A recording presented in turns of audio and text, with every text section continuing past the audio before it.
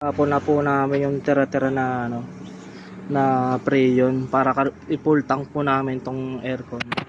Pre, ikaw na video. Video naman yung kakarga natin.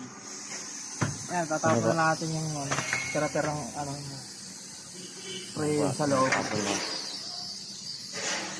Ano na lang ako to, tira-tira na ako.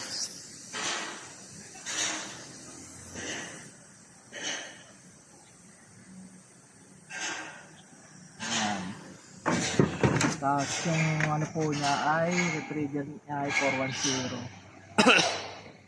Tayo lang po natin ma-over. 410 po ito.